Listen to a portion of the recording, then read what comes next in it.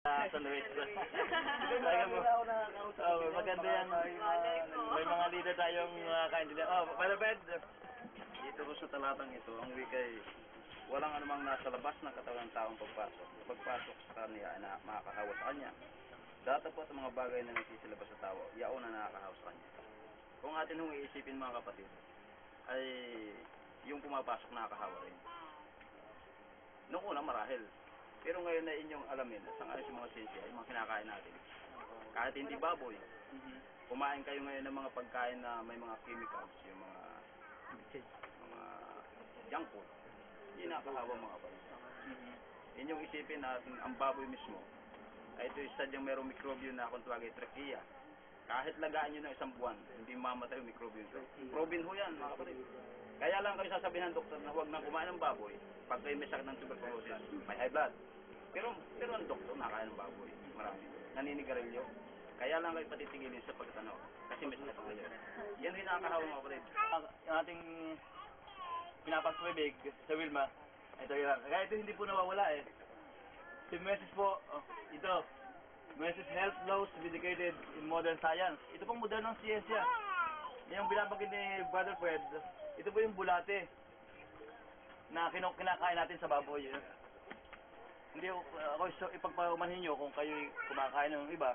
Pero akin po pinapakita sa inyo ito.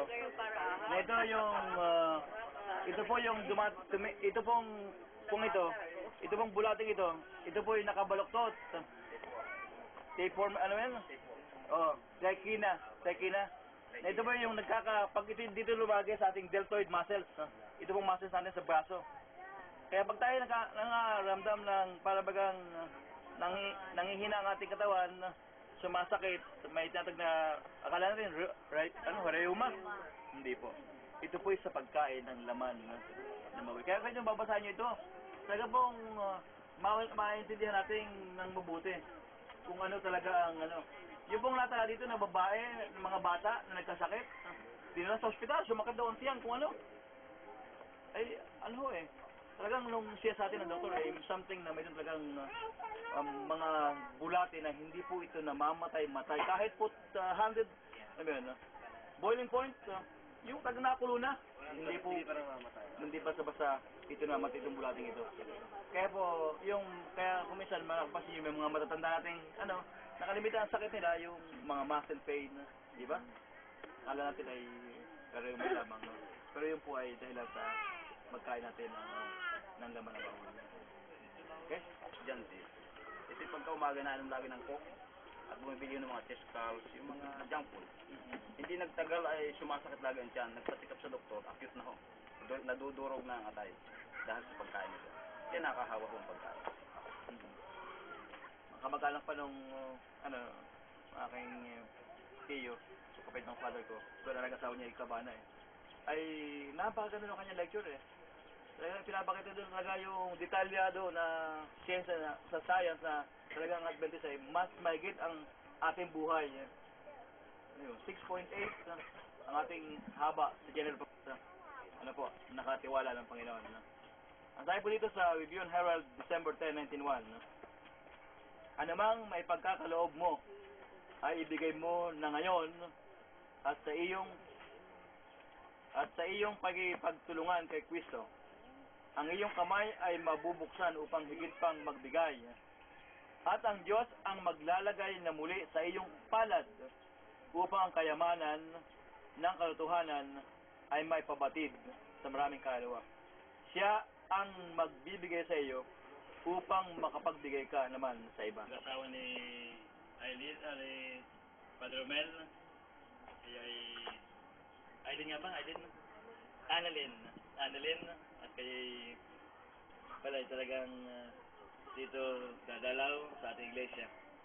Kaya din ang asawa ni Padre Rhyme, kanyang mga anak, ay kasama dito.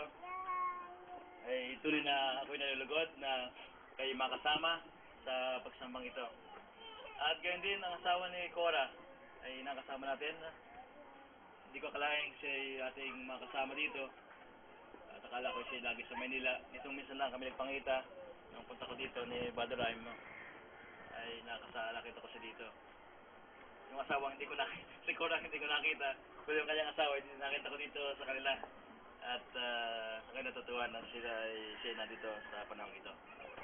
At yung isang anak ni Canorle ay nandito din.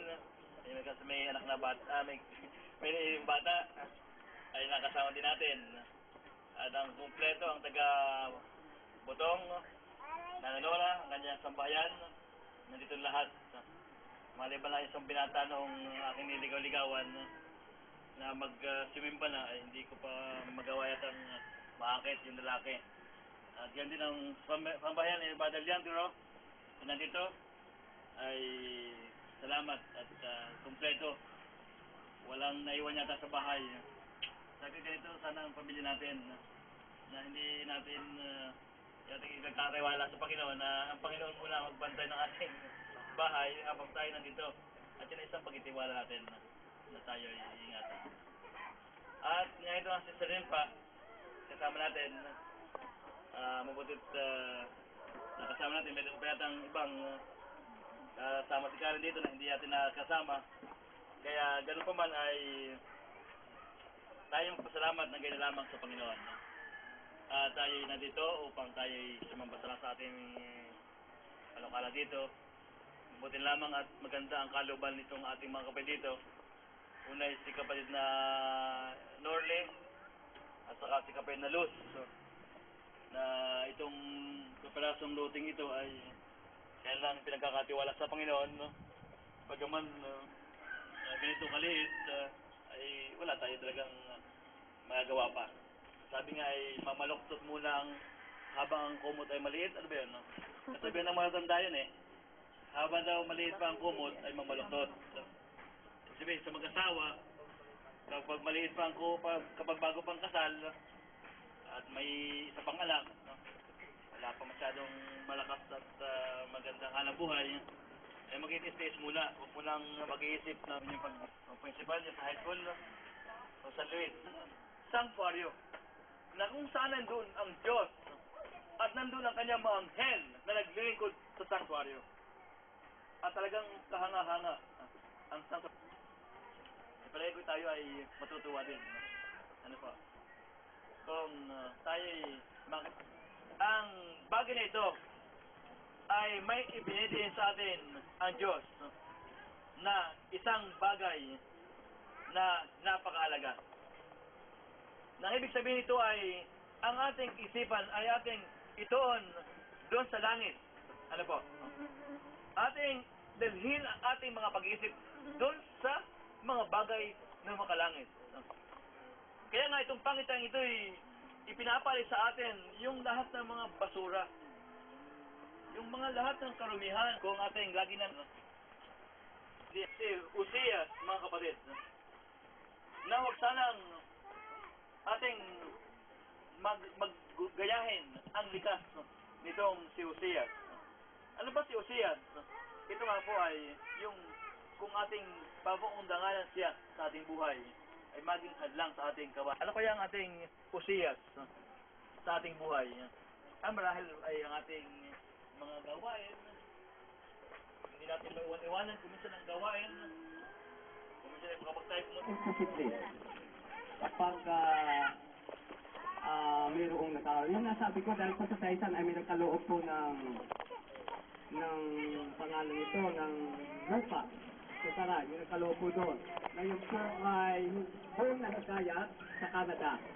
Nandito siya nang magtayo ang taga Rosario, hindi nahikayat, at kung kailan naroon sa Canada, buong siya nahikayat. Kaya nasurpresa noon ay si Pastor Robles, ang ating Pangulo, ating Presidente, o nga. At yun na lang ang kagalakan ni Pastor Robles na bago siya magpa-Amerika, kung di ako kakamali. Kasi hindi ko po alam kung Canada o Amerika, ay yung po doon po natawagan sa Canada. Na nang naroon po na nagtayo ang church elder ng Rosario doon po sa Taisan, kung di ako nagkakamali ayon kay Kuya Delio, ay hindi nagkabunga. At kung kailan siyang naroon sa Canada, doon siya natawagan. At yun po ang nagbigay ng lupa.